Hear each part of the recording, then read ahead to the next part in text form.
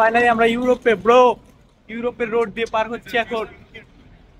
Just look ভাই, ইউরোপে ঢুকবো এমনকি এক সময় চিন্তা করেছি লিবিয়া দিয়ে গেম দিয়ে ঢুকতে হবে, বাট সরাসরি ফ্লাইটে আজকে ভাই ইউরোপের সেনজেন একটা কান্ট্রিতে।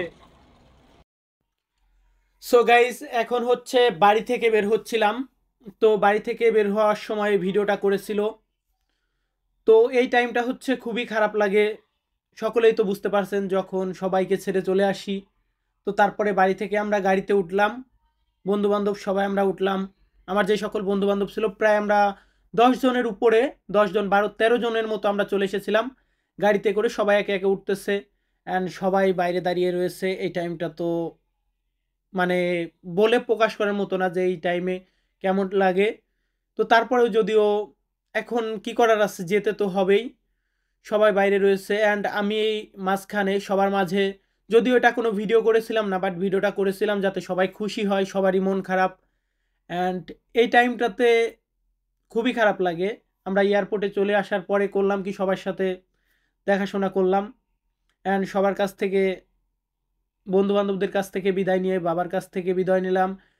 অ্যান্ড সব শেষে আমরা ভিতরের দিকে যাব। আমাদের হচ্ছে ফ্লাইট হবে 8টায়, সকাল 8টা 5-এ ফ্লাইট হওয়ার কথা। তো আমরা হচ্ছে ভিতরে ঢুকবো।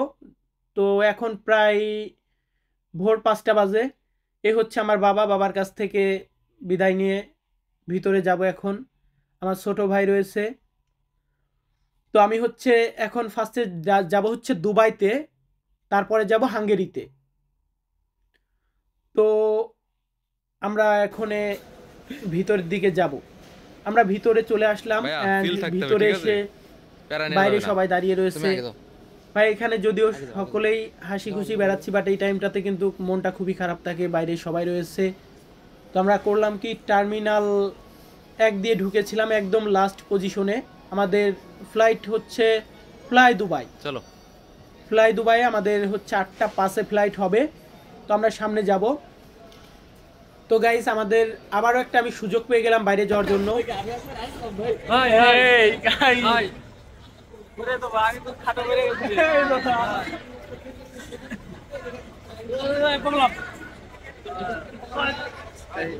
guys,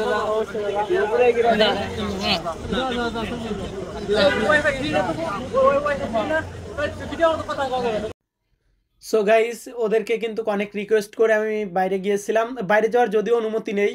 তো এখন হচ্ছে আমরা বাংলাদেশের ইমিগ্রেশন পার করে চলে এসেছি অ্যান্ড আমরা এর ভিতরে ঢুকলাম অ্যান্ড ঢুকে দেখি কি, আমাদের যে ফ্লাইট ছিল 8টা 5-এ, ওয়েদার হচ্ছে অনেক খারাপ, যে কারণে ফ্লাইটটা ক্যান্সেল করা হয়েছে। ফ্লাইটটা ক্যান্সেল বলতে ফ্লাইটটা লেটে হবে 2 ঘন্টা 15 মিনিট। আমাদের হচ্ছে 10টা 25-এ ফ্লাইট হবে, এখান থেকে আমাদেরকে জানিয়ে দেওয়া হলো। তো আমরা ভিতরের দিকে চলে আসলাম, ওয়েটিং রুম যেখানে আছে। অ্যান্ড ভিতরে এসে সামনে কিছু দোকান আছে, এইখান থেকে আমরা চিকেন টিক্কা অর্ডার দিলাম। চিকেন টিক্কা অর্ডার দিয়ে 3 জনে খেলাম, যেহেতু 3 জন একসাথে যাচ্ছি। অ্যান্ড সামনে আসলাম। তো সামনে আসার পরে ভাই দেখি এইখানে কালেকশনগুলো সেই রয়েছে, সাজানো গোছানো। তো এইখানে চলে আসার পর ভিডিও নিলাম একটু। ভিডিও করতে করতে ভিতরে ঢুকতে যাচ্ছি অ্যান্ড ভিতর থেকে পরে আমাদেরকে বলে দিল যে এখানে ভিডিও করা যাবে না। পরে আমি ওদেরকে বললাম, ওরা বললো সেলফি তোলা যাবে, সমস্যা নেই, বাট ভিডিও করলে, কথা বললে সমস্যা এখানে, কারণ আমি ভয়েস দিয়ে ভিডিও করতে লাগছিলাম এইখানে।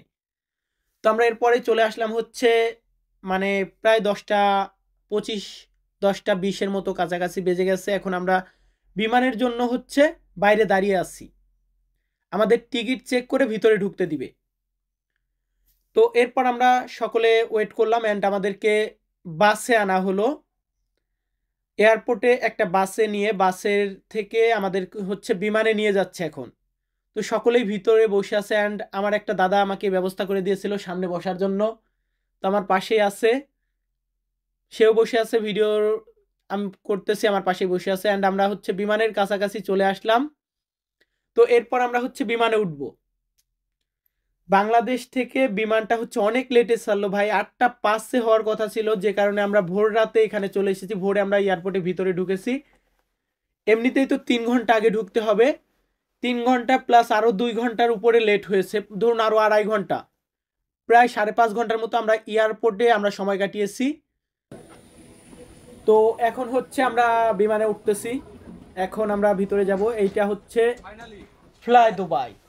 সো গাইস, ফাইনালি আমরা বাংলাদেশ থেকে এখন চলে যাচ্ছি।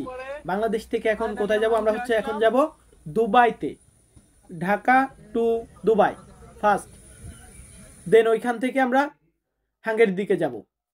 তো ফার্স্টে ভিতরে ঢুকতেছিলাম, একে একে সবাই ঢুকতেছে। ভাই, বাংলাদেশ থেকে যখন দুবাইতে যাই ফ্লাইটে কিন্তু অনেক বাঙালি, ফরেনার খুব কমই থাকে, কারণ আমাদের বাংলাদেশের সাইডে ফরেনার খুবই কম আসে।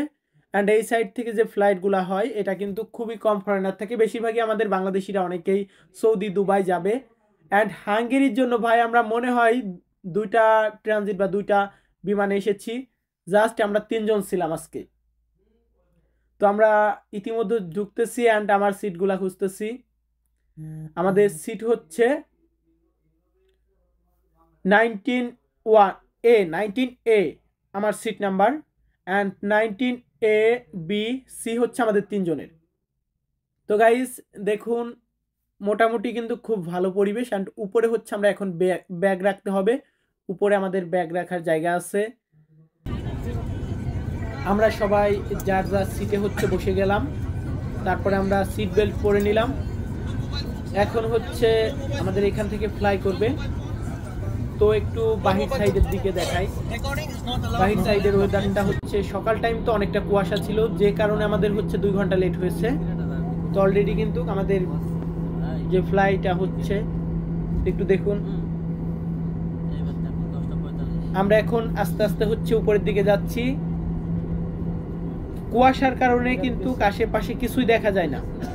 ফার্স্টে যখন বাস থেকে ভিডিওগুলো করছিলাম আশেপাশের বিমানগুলো দেখা যাচ্ছিল, বাট এখন কিন্তু কুয়াশা। এখন এই গ্লাসের জন্য বাইরে ভালোভাবে দেখাও যায় না। অ্যান্ড আমরা বসেছিলাম হচ্ছে একদম যে বিমানের যে পাখনাটা আছে এই পাখনার পাশে বসেছিলাম, যে কারণে ভালোভাবে ভিডিও করা যাচ্ছিল না, অনেকটা সমস্যা হচ্ছিল। সামনে হচ্ছে যাচ্ছিল আমিরাত। এই আমিরাত বিমানের জন্য আমাদের অনেকটা দেরি হয়, তারপরে আমাদের হচ্ছে এটা রানিং হয়ে যায়। অ্যান্ড ফাস্ট, কিন্তু খুব ফাস্ট ফ্লাই করে। এরপরে আমরা আস্তে আস্তে উপরে উঠতেছি।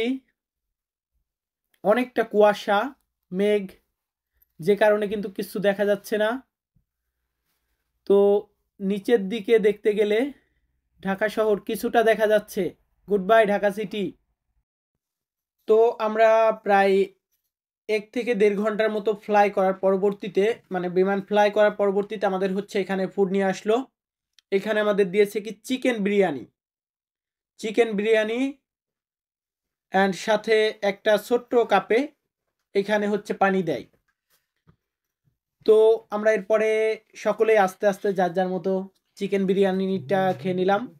অ্যান্ড খাওয়ার পরবর্তীতে হচ্ছে অনেক পরে আমাদের কিন্তু কফি দিয়েছিল। আমরা এগুলা খাওয়া শেষ করলাম। অ্যান্ড আমরা দুবাইতে চলে এসেছি, প্রায় 5 ঘন্টা 5.5 ঘন্টার মতো লেগেছে। অ্যান্ড এখন হচ্ছে আমরা বের হব। দুবাই এয়ারপোর্টে আমরা নামতেছি। তো দুবাই এয়ারপোর্টটার ভিউ কিন্তু ভাই সেই। অ্যান্ড আমার মনে হয় যে ওয়ার্ল্ডের ভিতর বেস্ট একটা এয়ারপোর্ট থাকলে সেটা হচ্ছে দুবাই এয়ারপোর্ট। তো আমরা এখন হচ্ছে যাচ্ছি, বাসে উঠবো। এখান থেকে বাসে করে আমাদের নিয়ে যাবে। আমাদের তো ট্রানজিট 6 ঘন্টা হওয়ার কথা ছিল, বাট বাংলাদেশ থেকে 2 ঘন্টা লেটে সেরেছে, যে কারণে এখানে ট্রানজিট হবে 2 ঘন্টা কম। তো আমরা এখানে সবাই উঠে গেলাম, যারা যারা এই বিমানে এসেছিলাম। ঢাকা থেকে ফ্লাই দুবাইতে করে যারা যারা এসেছি সকলে উঠে গেলাম। একের পর এক বাস আসতেছে অ্যান্ড আমাদেরকে নিয়ে যাচ্ছে। তো আমরা সকলেই মোটামুটি এখানে আসি, আমরা 3জন একসাথে আসি। এরপর আমাদের ব্যাগটা পিছে রেখে তারপরে হচ্ছে আমরা সামনের দিকে, আমাদের বাস আস্তে আস্তে যাচ্ছে অ্যান্ড আমরা এখন ভিতরের দিকে যাব। তো আমরা এখন হচ্ছে বাস থেকে নেমে পড়লাম সকলেই। দুবাইয়ে যেখানে ফ্লাই দুবাই নেক্সট ফ্লাইটটা যেখানে হবে আমরা সেখানে যাচ্ছি। ভিতরে আমাদের হচ্ছে ঢোকার আগে এখান থেকে ভিডিওটা করেছি। অ্যান্ড আমরা এখন আছি হচ্ছে দুবাইয়ের যে শপিং মল বা মার্কেট যেটাই বলেন, সেখানে আসছি। এখন আমরা এখান থেকে কিছু খাওয়া দাওয়া করার জন্য চেষ্টা করব। অ্যান্ড আমাদের কাছে কিছু বাংলা কারেন্সি আছে, কারেন্সিগুলোকে চেঞ্জ করার চেষ্টা করব, দেখি এখানে কোথায় কি পাই।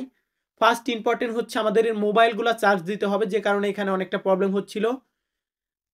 প্রত্যেকটা জায়গাতেই চার্জিং পয়েন্ট আছে, বাট অকেজো অনেক বেশি। সো গাইজ আমরা এখন আছি দুবাই এয়ারপোর্টে। তো আমরা একটু আগে যাই হোক বেশি পণ্ডিতি চুল পাকনামি করতে গিয়ে একটা টাস করে গোয়া মারা খাই গেলাম।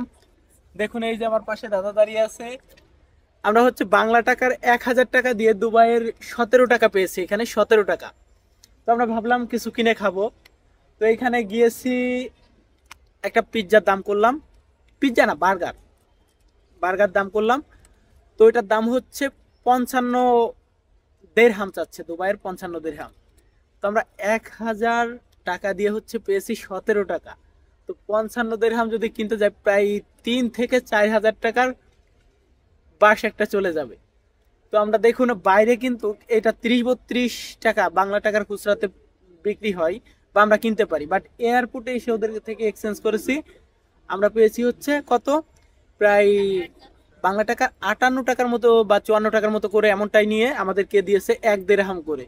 তো ভিউয়ার্স, আপনারা যারা এখান থেকে এক্সচেঞ্জ করাতে চান বা টাকা এক্সচেঞ্জ করাতে চান, তারা অবশ্যই বাংলাদেশ থেকে এক্সচেঞ্জ করে নিয়ে আসবেন বা বাংলাদেশ এয়ারপোর্ট থেকে এক্সচেঞ্জ করে নিয়ে আসবেন। এইখানে যদি আপনি বাংলা কারেন্সি নিয়ে আসেন, তাহলে আপনাদের আমার মতো বা আমাদের মতো এমন করে বাসটা খেতে হবে।